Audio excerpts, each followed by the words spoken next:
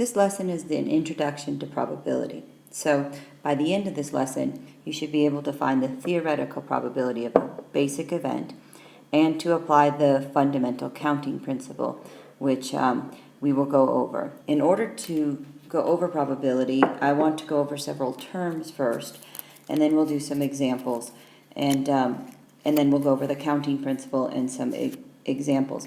But probability is basically our study of chance. I mean, we're looking at what's the chance of something happening.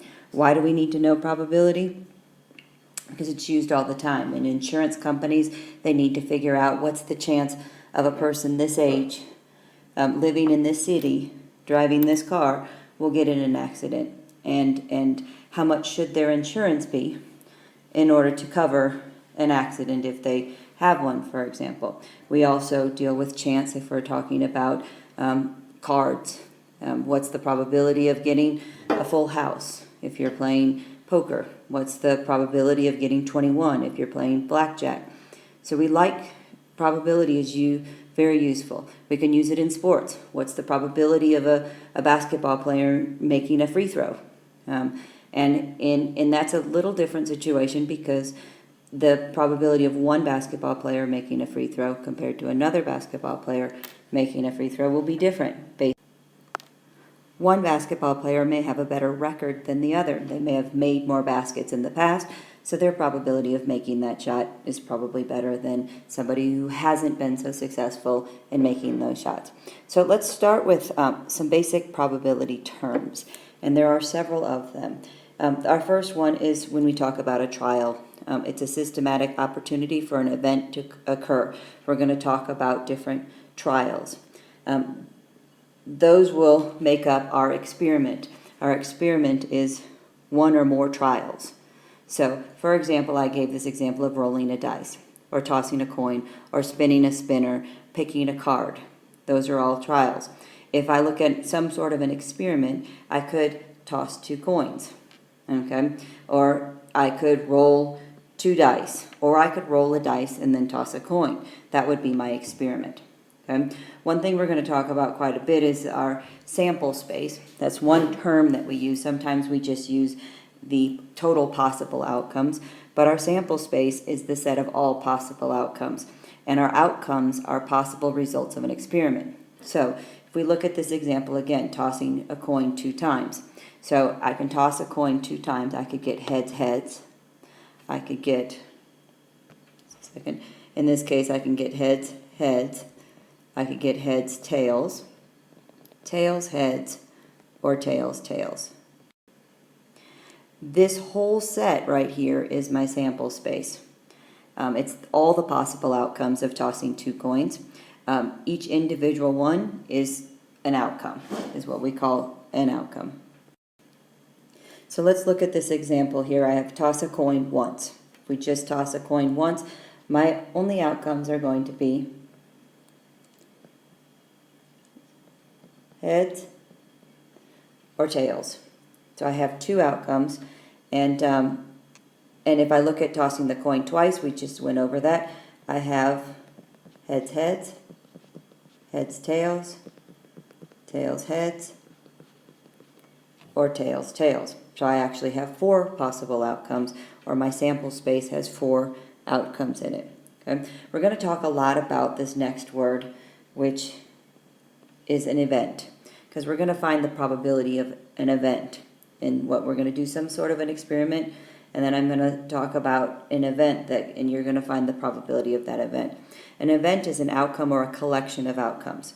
For example, if I look at the toss a coin twice experiment, so I'm tossing a coin twice, my event could possibly be to get at least 1 heads. Okay, so that's my event. I want to find the probability of getting at least 1 heads is the way I'm going to talk about, but we refer to event A or event B, or in this case, you can write it in words, to get at least 1 heads. I could have another event, maybe that I could have no tails. So instead of looking at the number of heads I want to get, I'm saying that I just don't want any tails at all. Okay, so those are 2 situations of getting an event. So now when we're dealing with probability, one thing we'll be looking for are what we call favorable outcomes. These are the outcomes for a particular event. So if I look at the same example of tossing a coin twice, and the event of tossing at least one heads, okay, my favorable outcomes, let's look at all our possible outcomes, are our sample space. Our sample space was heads, heads, heads, tails, tails, heads, tails, tails. Okay, so those are all possible outcomes. My favorable outcomes are the ones that are going to satisfy this, that I at least get one heads. So if I look at this, I have here, I have two heads, so that's at least one heads. Here I have a heads and then a tails, so that's at least one heads. And then I have a tail and then a heads, so that's at least one heads. But the tails doesn't have at least one heads in it. So my favorable outcomes are just these three outcomes that I have here. Heads, heads, heads, tails, and tails, heads, because I get at least one heads. Now let's look at our theoretical probability formula. So theoretical probabilities are mathematical. So this is just a formula. This is just based on math, and we're going to come up with the probability mathematically. It's the probability that an event will occur when all the outcomes are equally likely. And this equally likely is an important term here because this changes if I do not have equally likely outcomes. In the case of tossing a coin, the chances of you getting a heads or a tails are the same.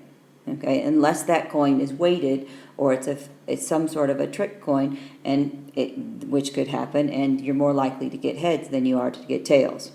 Okay, the same thing with a die. When we're rolling a die, you are equally likely to get a 1, 2, 3, 4, 5, or a 6. Okay, you're not going to get ones more than you get sixes, unless somebody does something to the die and weights it so that you're more likely to get a 1 or a 2. So most of the time we'll talk about outcomes that are equally likely. The rule for our theoretical probability is the probability of some sort of an event, like the probability of getting at least one heads, is going to be the number of favorable outcomes over the number of possible outcomes. Okay? So if we look at the example that I have here, that toss a coin twice, the probability of at least one heads, how many at least one heads outcomes did I come up with? I had the heads, heads, heads, tails, and the tails, heads. So I had 3 favorable outcomes, and my total outcomes was all 4 of them. Remember, my total outcomes was the heads, heads, heads, tails, tails, heads, and tails, tails. So I had 4. So the probability of getting at least one heads is going to be 3/4. So what happens when I have to toss a coin 4 times?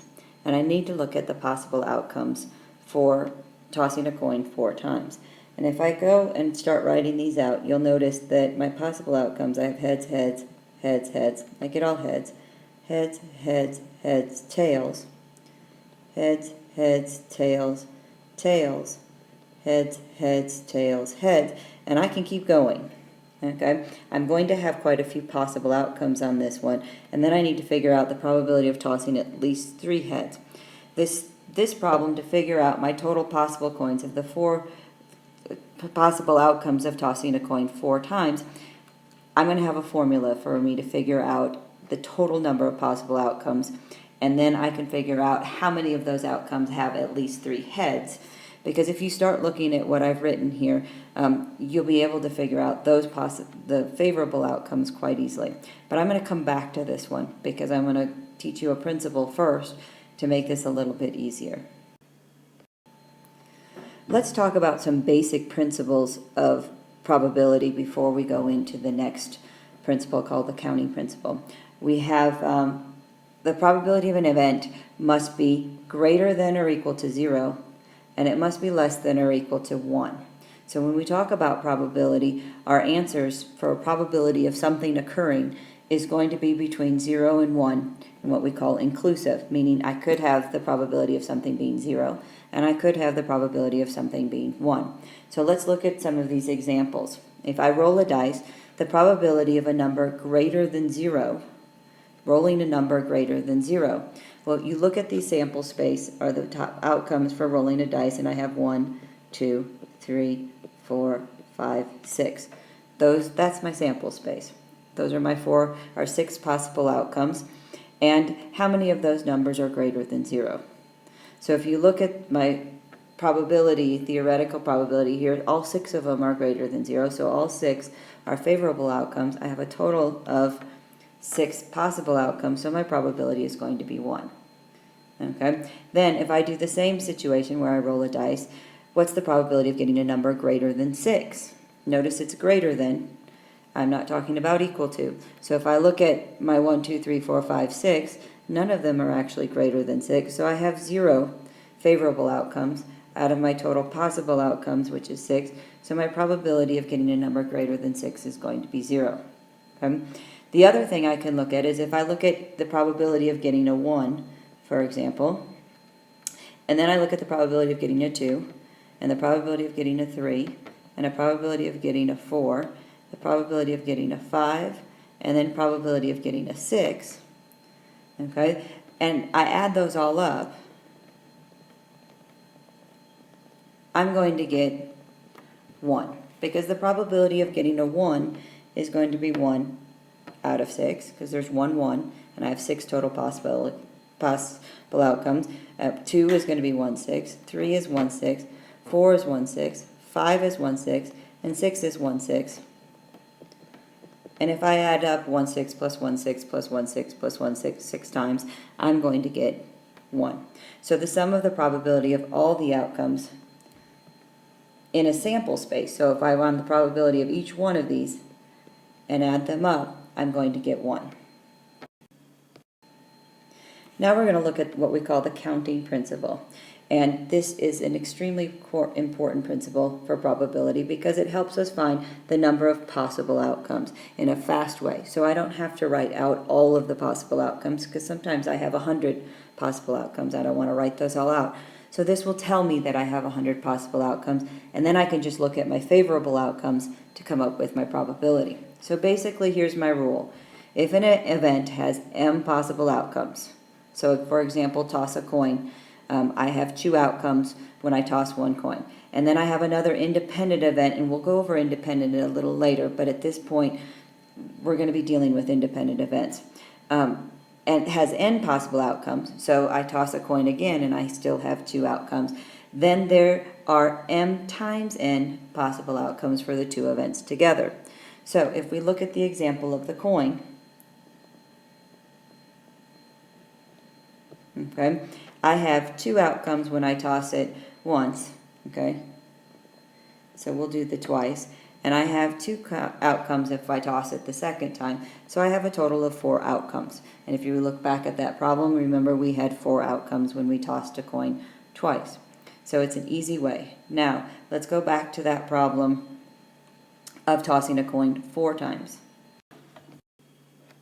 So, in order to find the probability of getting at least 3 heads when you toss a coin 4 times, I need my possible outcomes.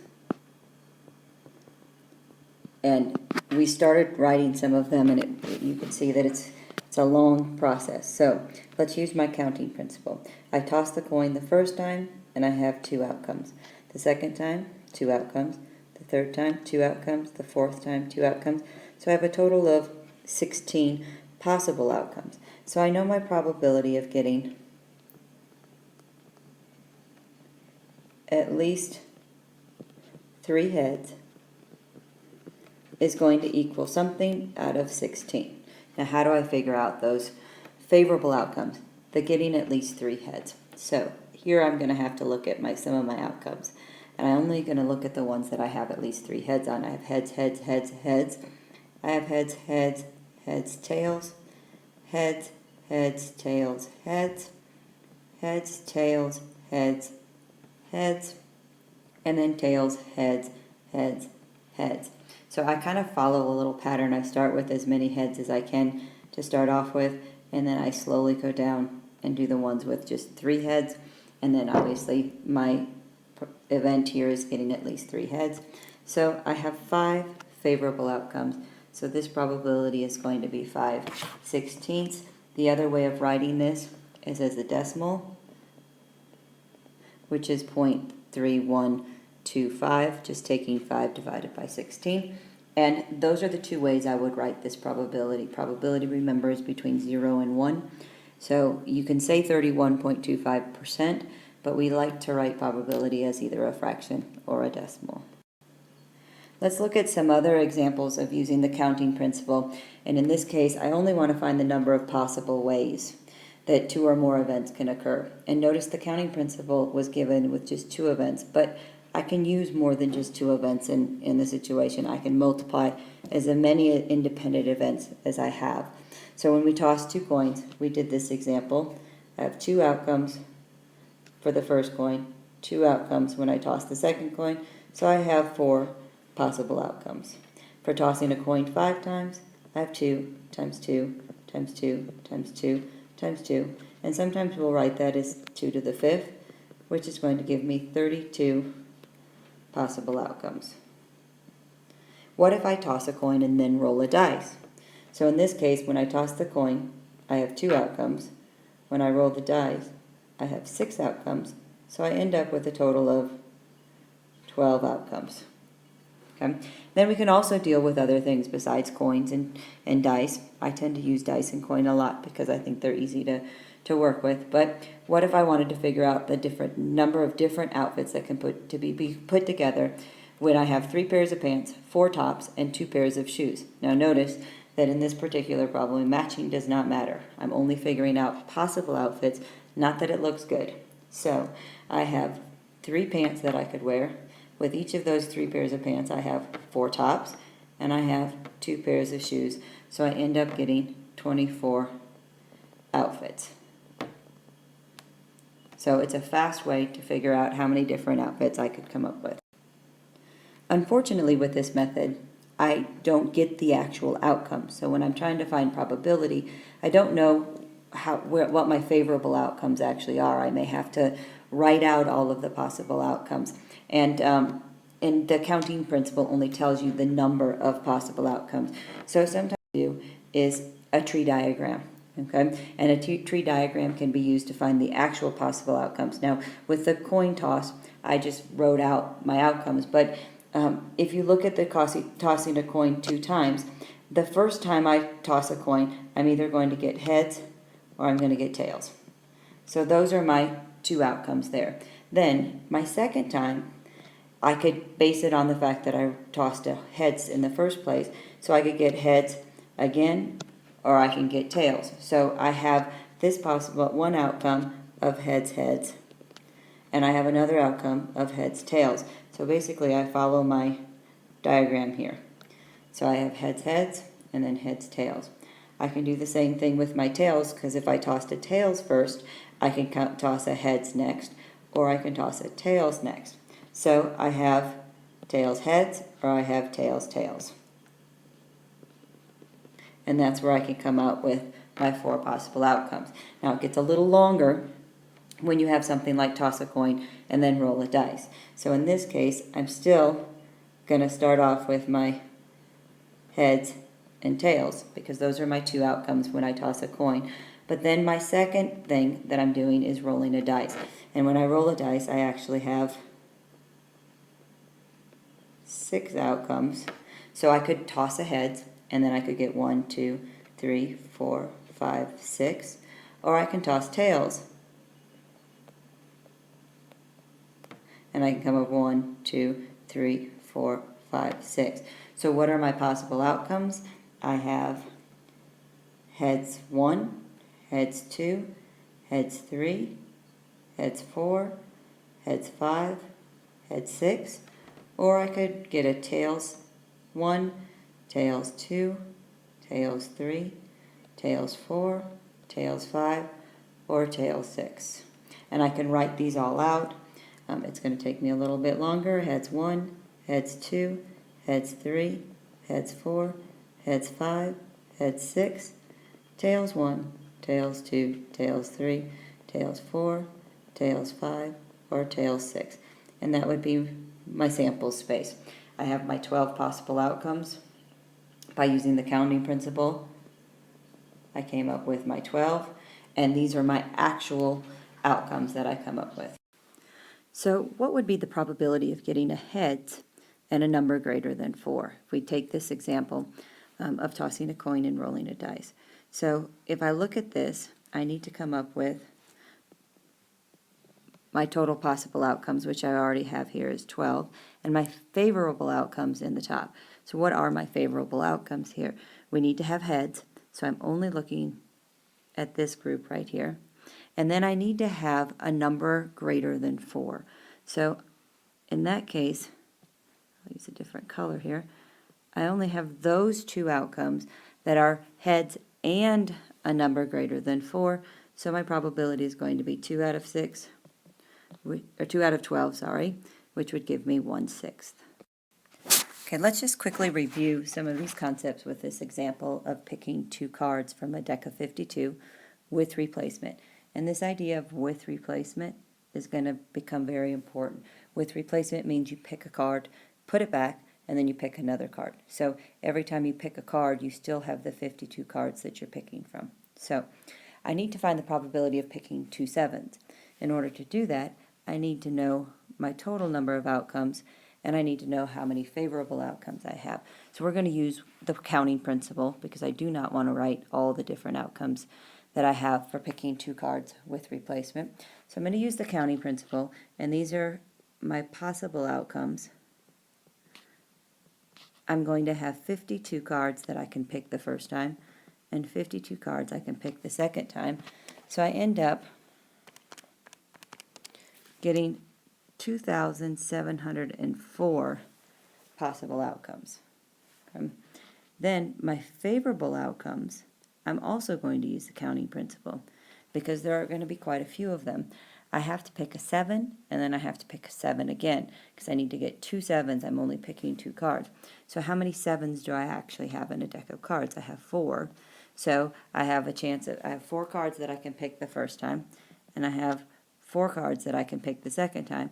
So I have 16 favorable outcomes, and that is picking 2 sevens. So my probability is going to be 16 out of 2,704, which if I divide that is 0.0059. So my chances of picking 2 sevens, if I only pick 2 cards with replacement, is not very good. Okay. What about picking a heart and then a 4? So I'm still picking 2 cards. I still have a total of 2,704 outcomes, possible outcomes, but how many favorable outcomes do I have in this case? So I have picking a heart. How many hearts do I have in a deck of cards? I have 13, and then I need to pick a 4. So I have 4 different 4s in my deck, and so I end up with 52 out of 2,704, and so my probability is going to be a little bit greater here. Still not great. Okay. What about the probability of picking a face card?